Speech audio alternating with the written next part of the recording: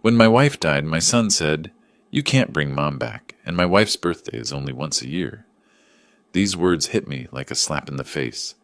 The next day, he came to me with a vital request, as if nothing had happened. It was my chance to make amends for the insult he had inflicted on me and his late mother, and I took that chance. Before we continue, please subscribe to the channel and let us know where you are listening in the comments. My hands trembled as I dialed Kyle's number at 8:30 a.m., adjusting my black tie for the third time. Margaret's empty coffee cup sat on the counter, lipstick still faintly marking the rim.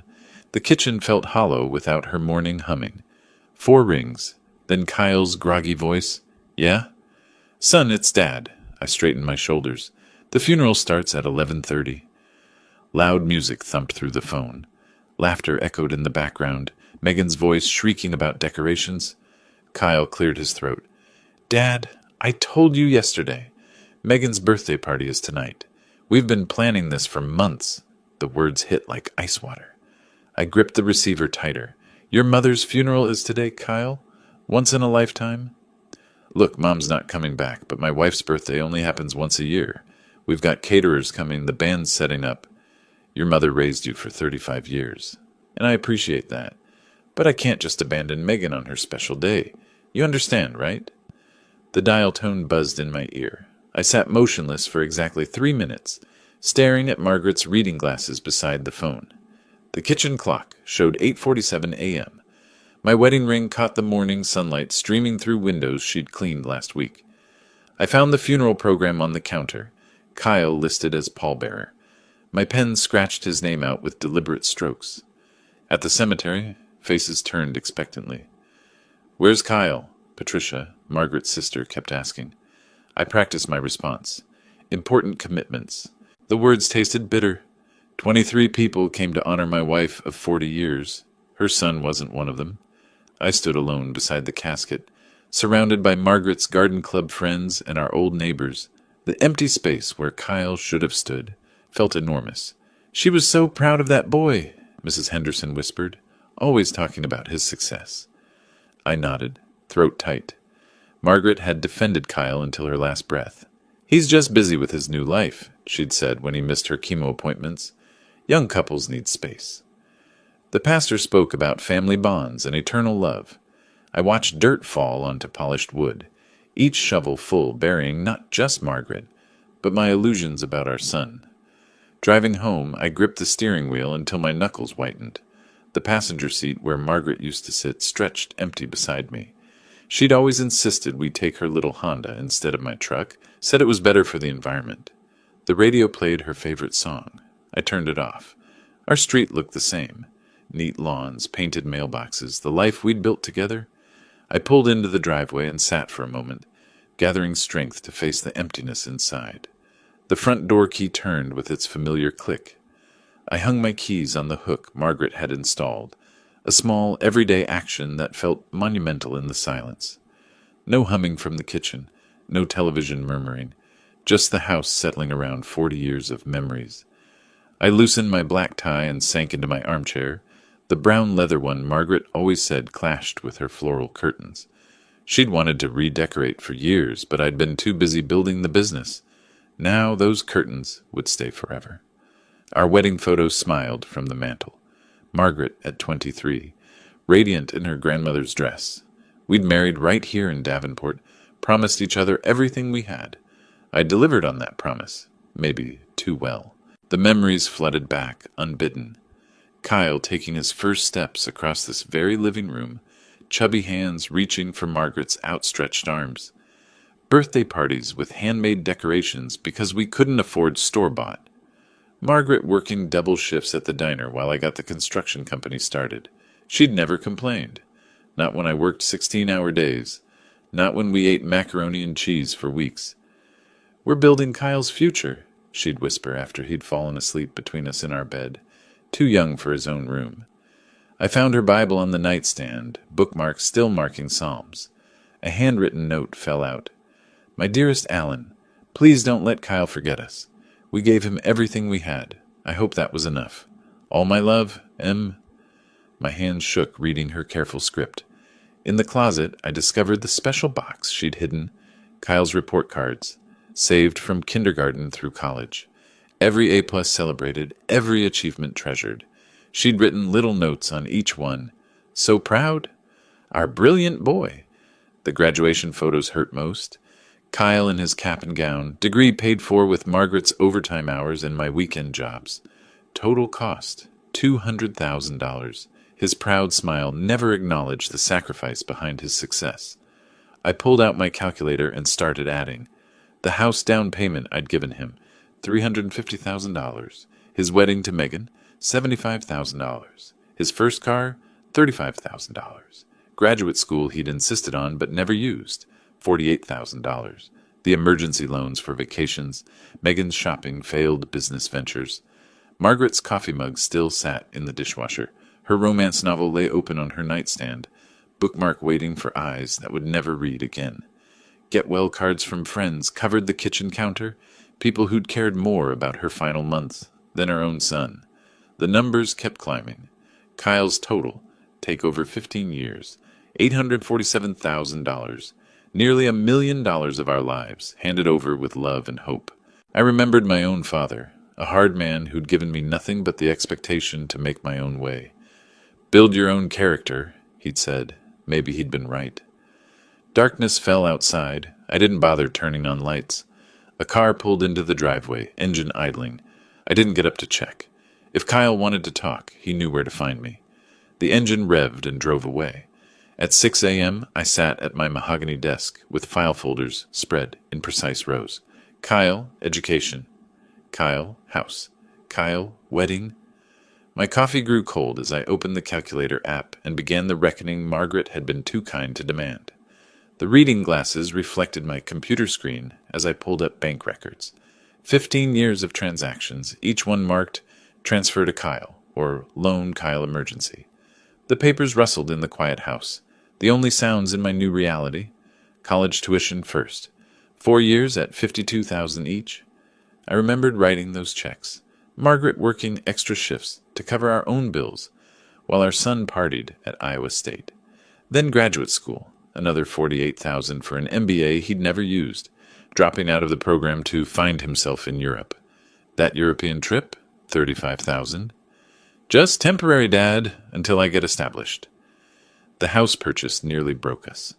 Kyle at 25, standing in our living room with Megan's ring on her finger. We found the perfect place, but we're a little short on the down payment. $350,000. I'd co-signed the mortgage, covered every penny of the down payment. Family helps family, Kyle had said, hugging me tight. I'll pay you back once the business takes off. What business? He'd been working for me since graduation, drawing a salary he hadn't earned while learning skills I'd hoped he'd value. Margaret's secret notebook fell from the files, her handwriting documenting every sacrifice. Anniversary dinner canceled, needed $5,000 for Kyle's car repair. Postponed my doctor visit. Kyle's wedding costs higher than expected. Bought generic groceries this month. Sent Kyle money for Megan's birthday. Her final note cut deepest. We gave Kyle everything. I hope he remembers us kindly. The calculator's numbers climbed. $847,000. More than $750,000. My father had given me $20 and a handshake when I left home. I'd built everything from nothing, and Kyle saw it all as his inheritance to spend while we were still alive. I remembered him calling my company a family business last Christmas, as if he'd built it beside me instead of walking into a ready-made position. Megan had nodded approvingly, already planning how to spend profits I'd earned with 40 years of labor. My business mindset kicked in. This was a problem requiring a solution, not grief requiring comfort. I'd been emotional too long, making excuses for behavior Margaret had worried about in private. Maybe we're doing too much for him, she'd whispered after Kyle's latest emergency. Her photograph watched from the desk corner as I closed the files. I stood up with new resolve, feeling something harder than grief settling in my chest. You were right to worry, I told her picture. The phone rang. Kyle's name lit up the caller ID. I stared at it for 4 rings, and then answered, Hey, Dad. Hope you're doing okay after yesterday. Kyle's voice carried that familiar, cheerful tone, the one he used when he needed something. I noticed he didn't mention the funeral specifically, didn't ask how I was coping without Margaret. I'm managing, I kept my voice steady, staring at the financial documents scattered across my desk.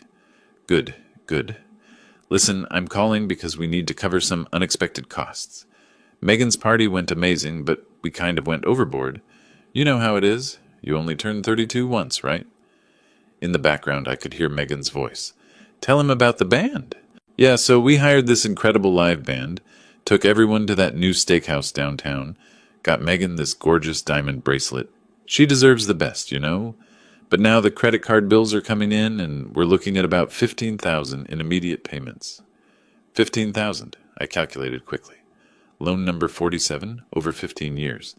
Yesterday I'd buried my wife. Today my son wanted money for a party. So can you just wire it to my account today?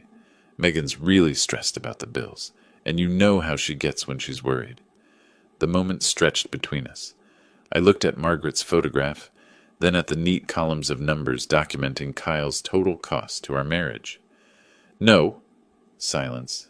Then, what do you mean, no? Is there a problem with the bank? I mean, no, Kyle. I won't be giving you any more money.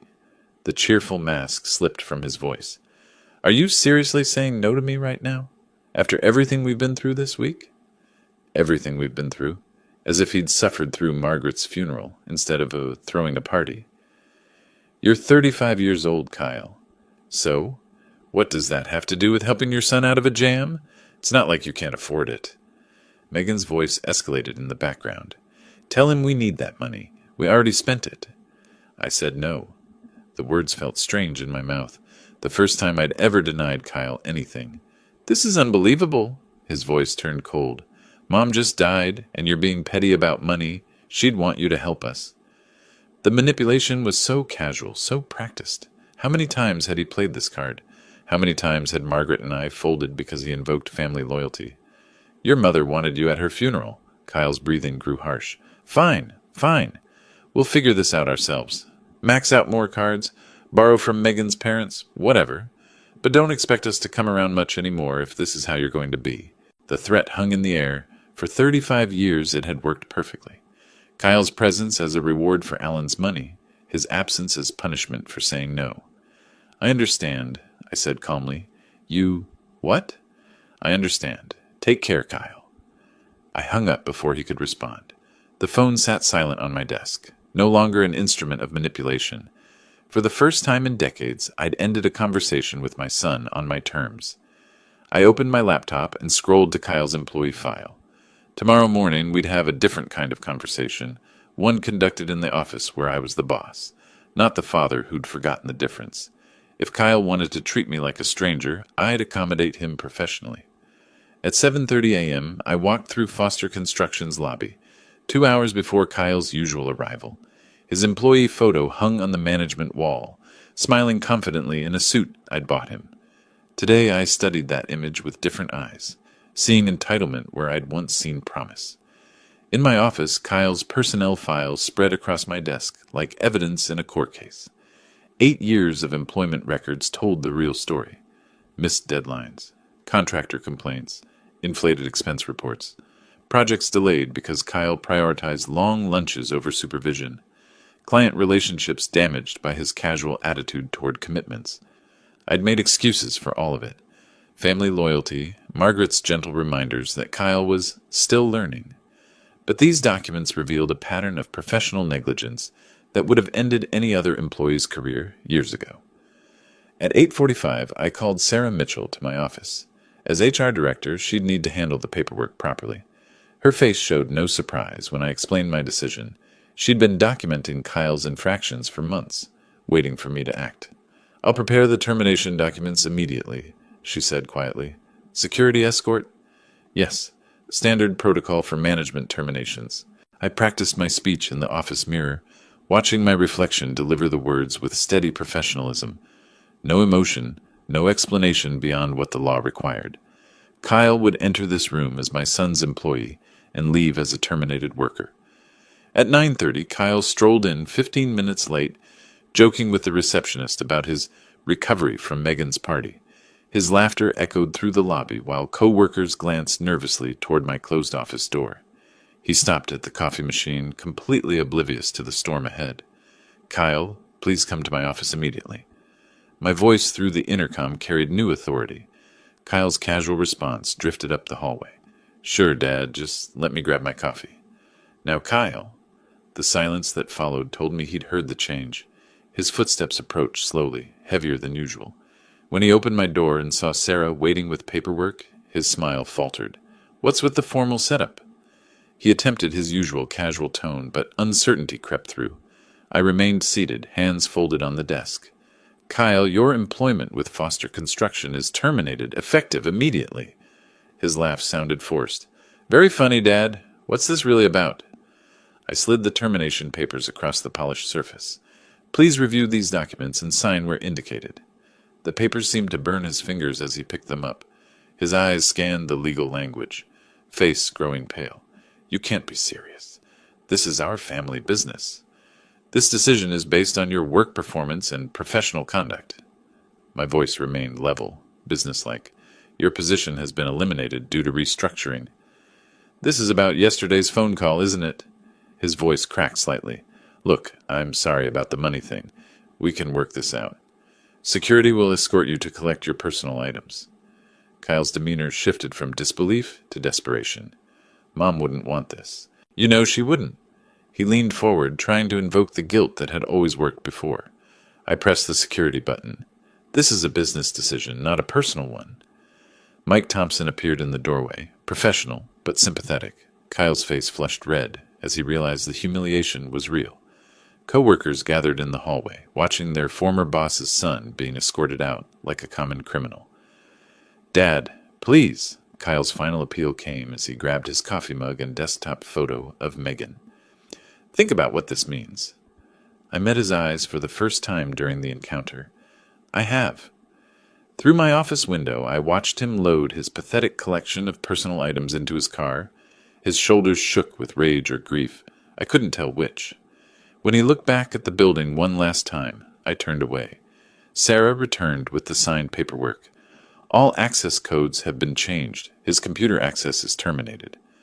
I removed Kyle's photo from the management wall myself, placing it face down in a drawer. The empty space looked cleaner somehow. My secretary knocked gently. "Mr. Foster, someone is here to see you without an appointment." Designer heels clicked aggressively across the marble lobby floor. Megan Foster stormed past reception without waiting for permission, her perfectly styled hair slightly disheveled from the wind. Kyle followed behind, looking embarrassed and defeated, a shadow of the confident man who'd entered this building an hour earlier. "How dare you humiliate Kyle like this?" Megan's voice carried through the open office door as she pointed an accusatory finger at me. I remained seated, not acknowledging her theatrical entrance. Kyle positioned himself between Megan and my desk, his embarrassment deepening. "Megan, let me handle this." She ignored him completely. "We have bills to pay, Alan, a lifestyle to maintain. This family business belongs to Kyle, too." "This is a private workplace," I said calmly. "You need to leave." Her face flushed deeper red. "We deserve severance pay, at least 6 months. Kyle's worked here for 8 years. You owe us." Kyle's weak attempts at mediation fell on deaf ears. "Dad, please, can we discuss this privately?" "No," Megan cut him off. "He needs to hear this. I know about wrongful termination laws." "Kyle was an at-will employee," I replied evenly. "No severance is required by law or contract." Megan's attacks turned personal with venomous precision. "Margaret would be ashamed of how you're treating her son. You're having some kind of breakdown, aren't you? Just a bitter old man taking out your grief on us." Kyle's face went white. "Megan, please don't say that." My jaw tightened, but I maintained composure. This was exactly the reaction I'd expected from her, manipulation disguised as righteous anger. Kyle tried desperately to regain control. "Dad, I know I messed up with the funeral. I'm sorry. But destroying my career won't bring Mom back. Think about what this means for our family, for future grandchildren." The words hung in the air like smoke from a dying fire. I looked at this man who shared my DNA but none of my values. "What family?" Megan's financial threats escalated quickly. "We'll sue for our share of Margaret's estate. Kyle is entitled to half of everything. We know about the life insurance policy. Margaret left everything to me. The simple truth deflated her bluster momentarily. That's impossible. We're consulting a lawyer. I pressed the security button as Megan's voice reached dangerous levels. Mike Thompson returned with backup, their presence filling the office doorway. Several employees had gathered in the hallway, drawn by the commotion. "I'm not leaving!" Megan screamed as security approached. "This is theft! This is abuse!" Her resistance was futile but loud. The entire office heard her threats and accusations as she was escorted through the lobby. Kyle's humiliation reached new depths, watching his wife being physically removed from his former workplace. When the noise faded, Kyle remained alone with me. His last-ditch emotional manipulation came in a whisper. "I'm all the family you have left." The words were meant to break me. Instead, they clarified everything. I looked at this stranger who'd worn my son's face for 35 years and delivered the truth he needed to hear. "No, you're just someone who used to be my son." Kyle's face crumbled. For a moment, I saw the little boy who'd once run into my arms after school. Then the moment passed, and only the entitled stranger remained. He left without another word. I addressed my concerned employees with professional calm, explaining this was a personal matter that wouldn't affect business operations. Most nodded with understanding. They'd witnessed Kyle's poor performance for years. "Please ensure that Mrs. Foster is never allowed in this building again," I instructed security. Alone in my office, I felt my hands trembling slightly. The hardest part was over. I looked at Margaret's photo on my desk. "I hope you understand." Opening my computer, I searched for estate planning attorneys. Time to accelerate the next phase. I scheduled an appointment with Robert Chen for that afternoon, then noticed Kyle's birthday marked on my calendar for next month. I deleted it permanently. The prestigious law offices of Chen and Associates occupied the top floor of Davenport's tallest building. At 2:30 p.m., I walked into the reception area, carrying my leather briefcase containing Margaret's will, insurance documents, and the financial records that would reshape my family's future. The receptionist recognized me immediately, escorting me directly to Robert Chen's corner office. Afternoon sunlight streamed through tall windows overlooking downtown Davenport, illuminating rows of law books and active case files that created an atmosphere of serious business. Robert rose from behind his mahogany desk, concern evident in his eyes. We'd been friends for 20 years. He'd handled Margaret's will, my business incorporation, and countless legal matters requiring discretion. "How are you holding up, Alan?" His voice carried genuine sympathy. I declined his offer of coffee and settled into the leather chair across from his desk. "I need to make some changes to my estate planning." Robert's expression shifted to professional mode. "Of course. Updating beneficiaries after Margaret's passing is standard." "No." I opened my briefcase and extracted the documents. "I'm removing Kyle entirely." The words hit Robert like a physical blow. His professional composure wavered as he processed the implications. "Alan, I need to understand what's driving this decision." I explained Kyle's absence from the funeral calmly, including his exact words about Megan's birthday party. Robert's face darkened with each detail. As Margaret's friend and our family attorney, he understood the magnitude of Kyle's betrayal. "I want to create a completely new will," I continued. "The primary beneficiary will be the Margaret Foster Memorial Foundation." Robert leaned forward, his concern now focused on legal implications. "Alan, I'm obligated to ensure you're thinking clearly about this decision." "I've never been more certain of anything." I outlined my vision: education scholarships for underprivileged children, cancer research funding, causes Margaret had supported throughout her life. Kyle is to be explicitly excluded, along with any future descendants. Robert's admiration grew as I detailed the foundation structure. Moving company assets into an irrevocable trust would protect everything from potential lawsuits. I would retain control during my lifetime, with the foundation assuming ownership upon my death. "We'll need to change all insurance beneficiaries," Robert noted, making detailed notes. "This is extremely thorough planning." I had decided the family home would be sold, proceeds donated to the foundation. Margaret's jewelry would be auctioned for charity. The only exception, Margaret's wedding ring would be buried with me when my time came. What about Kyle's childhood belongings? Robert asked gently. Donated. I'm systematically removing Kyle from my life. Robert fulfilled his professional duty by questioning my mental state and decision-making capacity. My rational responses and detailed planning demonstrated clear thinking. He gradually shifted from concerned friend to admiring professional. The formal signing ceremony involved 2 legal witnesses from Robert's firm. My steady signature contrasted with the magnitude of each decision. Robert explained that these documents took immediate legal effect. Kyle was now completely disinherited. I want Kyle to receive formal notice of this change, I instructed. Additional legal protections followed quickly. Power of attorney documents removing Kyle's authority. Medical directives excluding him from healthcare decisions. A living will with specific instructions about my care. Robert documented my mental competency thoroughly. Tomorrow I would visit banks to update all accounts, removing Kyle as beneficiary from retirement funds and investment portfolios. Robert offered to help coordinate with financial institutions. The foundation planning brought unexpected peace. I nominated Robert as a trustee, discussed the board structure, and planned the first scholarship recipients. Margaret's memory would be honored through education, something she'd valued deeply. Margaret would be proud of this foundation, Robert said as we concluded. She always believed in education and helping others. For the first time in days, I felt genuine satisfaction instead of cold determination. Robert understood this wasn't revenge, it was justice.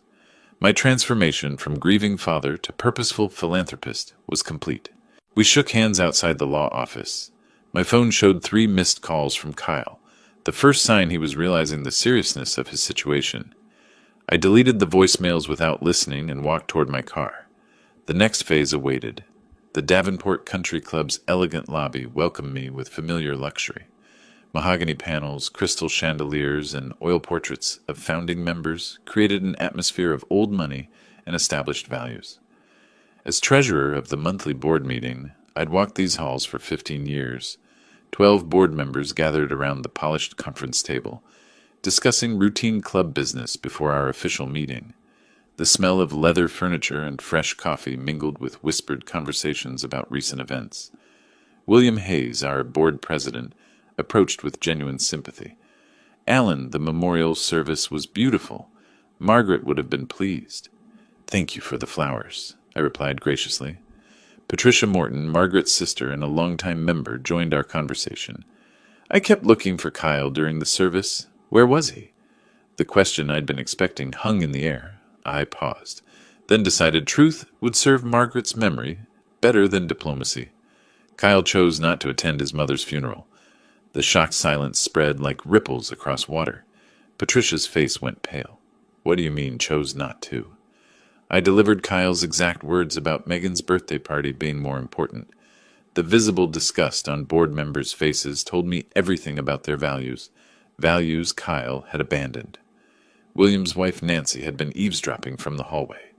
Within minutes, she was making phone calls. The story reached the ladies' bridge club within an hour, then spread through Davenport's social elite like wildfire. I returned home unaware of the social storm I'd unleashed. The first consequences struck Megan the next morning. Her yoga instructor at the exclusive studio asked her to leave mid-session. We prefer members with family values, came the cold explanation. Kyle's lunch invitation at the country club was rescinded with a polite but firm phone call. Their regular table at Romano's restaurant became permanently unavailable. Megan's confusion turned to growing anger as patterns emerged. Saturday morning brought Kyle's most humiliating moment. His golf foursome made transparent excuses and left early. The pro shop manager suggested Kyle might be more comfortable elsewhere. He walked to his car alone, understanding that everyone knew about the funeral. Megan's shopping experience at Bergdorf's boutique shattered her remaining illusions. The sales associate's cold reception replaced years of warm service. Her credit application faced mysterious delays. The manager suggested she might prefer shopping elsewhere. Kyle's professional isolation proved equally devastating. Job interviews were canceled without explanation. Former business contacts stopped returning calls. His networking lunch at the Chamber of Commerce became awkward and brief.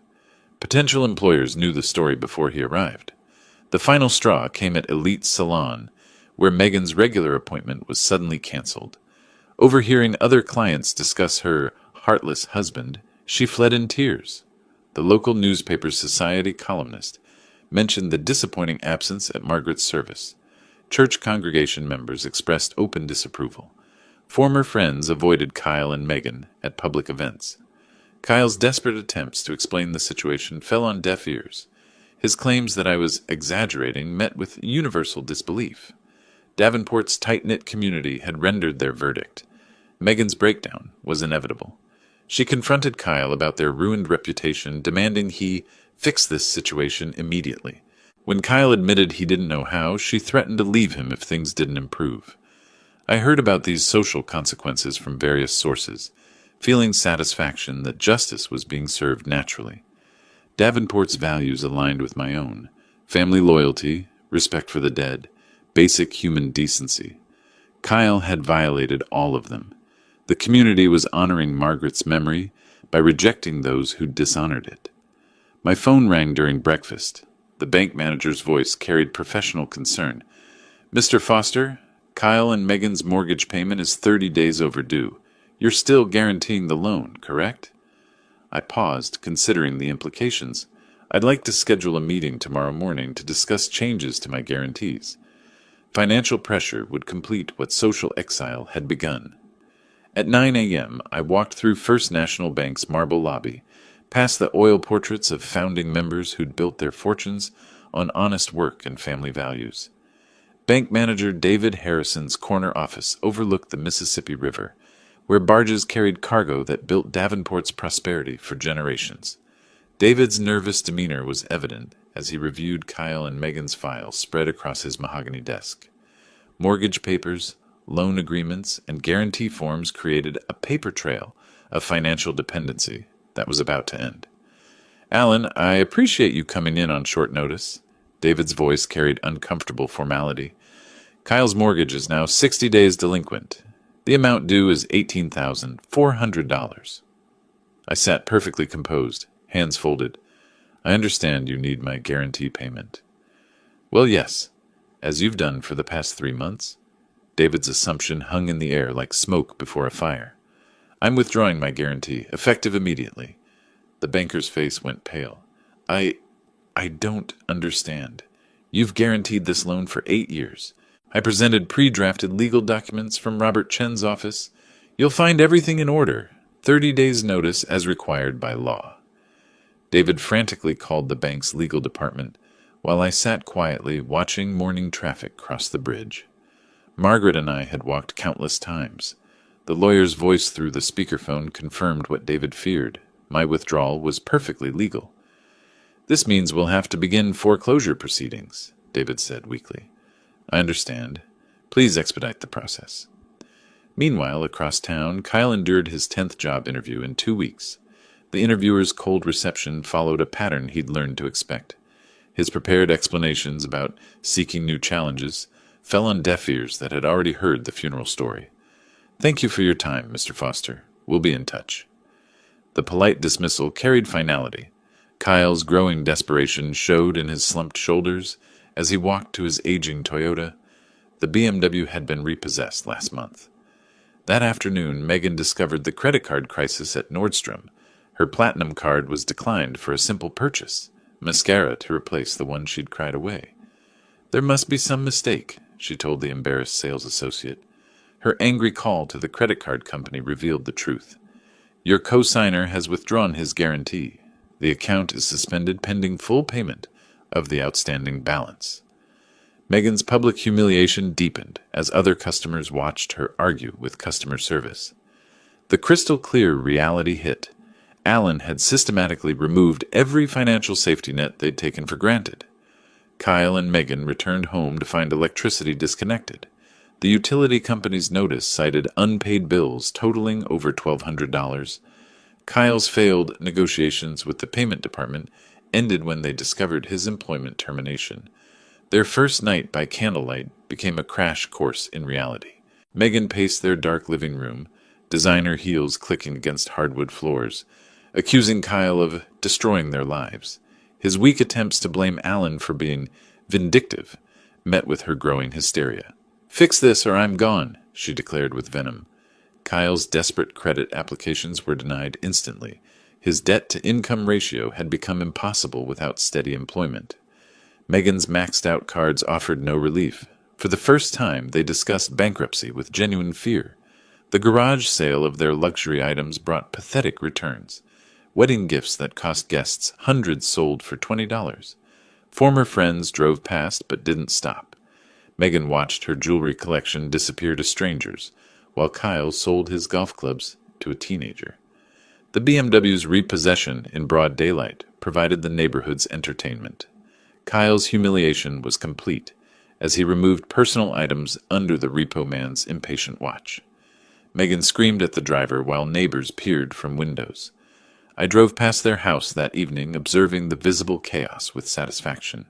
This wasn't cruelty, it was consequence. Margaret had always taught that actions have results. Kyle was finally learning that lesson. When Kyle called begging for a face-to-face meeting, claiming he had something important to say, I agreed to meet at Morrison Park the next afternoon.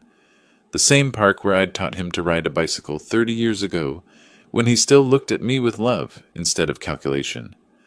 I hung up and looked at a framed photo of young Kyle on his bicycle, remembering simpler times. Then I set the photo face down on my desk. 6 months after my bank meeting, the county foreclosure auction took place on the courthouse steps. I observed from across the street in my black sedan, watching as 1247 Maple Avenue, Kyle and Megan's former dream home, went up for public sale. The county auctioneer read the legal description with bureaucratic precision, while a small crowd of real estate investors and curious onlookers gathered. Kyle and Megan stood apart from the crowd, Megan's tears reflecting the morning sunlight. Through my binoculars, I watched their final humiliation unfold. Opening bid is $280,000 for this 4-bedroom colonial, the auctioneer announced. A woman in a Navy business suit raised her hand confidently. Kyle frantically tried to identify her while whispering urgently to Megan. The bidding reached $315,000 with only 2 participants remaining, the mystery woman and a local contractor. When my attorney, Robert Chen, arrived and nodded to the woman, Kyle's growing suspicion crystallized into shocked realization. "That's Dad's lawyer," he whispered to Megan, his voice carrying across the quiet crowd. Megan's disbelief was audible. He couldn't. Kyle's desperate attempt to approach the mystery bidder was prevented by courthouse security. The auction continued with mechanical efficiency, while Kyle's world collapsed in real time. $317,000, called the woman in navy blue. Going once, going twice, sold. Kyle's legs gave out. Megan's scream, "This is our home," echoed off the courthouse walls as the auctioneer's gavel sealed their fate. I exited my car and walked toward the courthouse steps, my presence causing Kyle to understand the complete scope of my 6-month strategy. The guarantee withdrawal, the perfect timing, the bid amount calculated to exactly match the mortgage balance, everything had been orchestrated with business precision. The mystery bidder revealed herself as Sarah Mitchell, my trusted secretary, acting as agent for the newly formed Mitchell Holdings, LLC. Kyle stumbled toward me on shaking legs, his broken voice barely audible. "How could you do this to us?" "I didn't do anything," I replied calmly. "The bank did." His desperate pleas about Margaret's favorite garden and her love for this house met my cold response. "Margaret's not here to see what you've become." Megan's final attack came as a wild lunge, screaming accusations about elder abuse and mental incompetence. Robert Chen documented her hysteria, while security escorted her away from me. The entire scene provided perfect evidence of their true character. 2 weeks later, the moving truck looked pitifully small for their former life. Megan threw clothes into suitcases with violent anger, while Kyle carefully wrapped Margaret's crystal vase, the last gift that connected him to his mother. Their former neighbors watched, but offered no help. The social exile was complete. Megan's ultimatum came that evening. "I can't live like this anymore." Her confession about talking to her ex-boyfriend marked their marriage's breaking point. "I married into a wealthy family, not this." Her final cruel words cut deepest. Your father was right about us. Kyle spent his final night alone in the empty house, walking through rooms filled with memories of better times. In the kitchen drawer, he found Margaret's hidden note. Kyle, remember, we love you. For the first time, genuine tears of regret fell as he understood what he'd truly lost. I received the keys from Sarah Mitchell with quiet satisfaction. My decision to renovate the house and donate it to a deserving family would complete the circle. Margaret would approve of this justice. That evening, Kyle called from a payphone outside a cheap motel, his cell service canceled. The phone rang in my house, but seeing Kyle's name on caller ID, I let it go to voicemail. The final confrontation could wait. Kyle arrived at my front door at 7:30 p.m. on a cold November evening, 3 months after losing the house. His finger hovered over the doorbell for a full minute while I watched from the living room window, debating whether to answer. When I finally opened the door, I didn't invite him inside. Kyle's appearance shocked me. Unshaven, wearing a wrinkled shirt and jeans, he'd aged 5 years in 6 months. His obvious weight loss and defeated posture contrasted sharply with his former arrogance. Dad, I know I messed up terribly. His voice shook as he launched into a rehearsed speech about understanding his mistakes now. I listened impassively from the doorway as he described living in a studio apartment above a laundromat, working at a gas station for minimum wage, and Megan leaving him for her ex-boyfriend, who owned a restaurant chain. I've learned my lesson about what really matters, he claimed. When he switched tactics, suggesting I was lonely in this big house, and offering to be the son Mom wanted me to be, I recognized every manipulation technique he was using. When is your mother's birthday? I asked suddenly. Kyle paused, then guessed wrong. June 15th? What was her favorite flower? Roses? Another wrong answer. Margaret loved daisies. My realization was complete. Kyle had never really known Margaret at all. His growing frustration with my questions revealed his true nature. The old entitled tone crept back. This is ridiculous. Just tell me what you want me to say. Eventually, his real purpose emerged. Okay, yes, I need help. The eviction notices, the desperate promises to pay me back when I get on my feet, the suggestion that I was wealthy enough to help family. Kyle still saw me as an ATM. His final manipulation involved Margaret. Mom would be heartbroken to see us like this. She always believed in second chances. I miss her too, Dad. We both loved her. For a moment I wavered, remembering Margaret's kind heart. Then I realized this was exactly what Margaret had feared. You want to know what your mother really thought?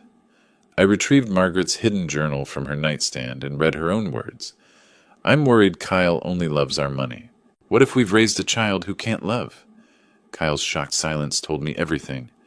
Margaret died knowing what you really are, I said calmly. She changed her will before dying. She left you nothing because she knew you'd waste it. Kyle's mask finally dropped completely. His angry threats about contesting the will and calling me senile revealed his vindictive nature.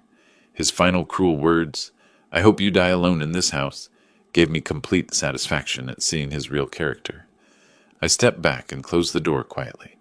Kyle pounded on it for several minutes while I walked to the kitchen and made tea as if nothing had happened. When his car finally drove away, I sat in Margaret's favorite chair, holding her journal, feeling completely at peace for the first time since her death. Looking at our wedding photo, I said quietly, It's finished, my love. 1 year later, I walked through Riverside Cemetery on a sunny May morning, carrying fresh daisies to Margaret's grave. Birds sang in the oak trees while spring flowers bloomed along the walking paths. I looked healthier and more at peace than I had in years. Kneeling beside Margaret's polished granite headstone, I arranged the new daisies while speaking softly about the Margaret Foster Memorial Foundation's thriving first year. 20 scholarships awarded to deserving students, $200,000 donated to cancer research in Margaret's name, the community center dedication planned for Margaret's birthday. Kyle works at Sam's gas station on Route 6, I reported matter-of-factly. His divorce was finalized. Megan remarried to her restaurant owner. Kyle lived in complete social isolation and financial struggle. I felt no satisfaction in his suffering, only justice. Leaving the cemetery, I stopped at Morning Glory Diner. Kyle worked behind the counter, wearing a stained uniform. Our eyes met across the diner. His shocked recognition and visible shame were palpable as I calmly ordered coffee, treating him like any service worker. "How are you doing, Dad?" Kyle's voice carried genuine humility for the first time. "I'm well, thank you." "I know sorry isn't enough," he said quietly. "No, it isn't." Kyle's admission surprised me. "I understand now what I lost. It was never about the money, was it? You wanted me to love you, not your wallet." "Your mother won that, too." For the first time, Kyle's tears seemed genuine. "I did what I had to do," I explained. "Margaret would have approved. I have no regrets about any of it." "I know," Kyle accepted. "I deserved all of it." "Yes, you did." When Kyle asked if there was any way back, I answered honestly, "I don't know. Maybe. You'd have to prove you've really changed, not with words. Show me through your actions." I described my new life: volunteer work at the community center, new friendships with other volunteers, Sunday dinners with the Johnson family whose daughter received a scholarship. I was dating Grace, a kind widow from church. My life was full of purpose and genuine relationships. Visiting Sarah Patterson, our first scholarship recipient, brought deep satisfaction. Her gratitude for the opportunity to attend nursing school, her letter to Margaret's memory on the foundation website. Margaret's memory lived on through education. Driving home past Kyle's old house, I saw the Ramirez family had transformed it into a home filled with love and gratitude. Mr. Ramirez waved from the garden Margaret once tended. Children played where Kyle once played. The house embodied everything Margaret had valued. That evening I prepared dinner in the kitchen I once shared with Margaret, setting one place without sadness. My phone rang with Grace calling about our weekend plans. I smiled, the first genuine happiness since Margaret's death. Standing in the garden at sunset, pruning Margaret's rose bushes, I felt the peace of a man who fought for justice and won. My certain knowledge that I'd honored my wife's memory brought complete satisfaction. Going to bed early, I slept soundly for the first time in 2 years, dreaming of Margaret smiling and telling me, "You did the right thing, Alan. I'm proud of you." Justice was served. Love had required tough choices, but the right choices. Rest in peace, my love. If you like this story, please like this video, subscribe to the channel, and share your impressions of this story in the comments. To listen to the next story, click on the box on the left. Thank you for watching.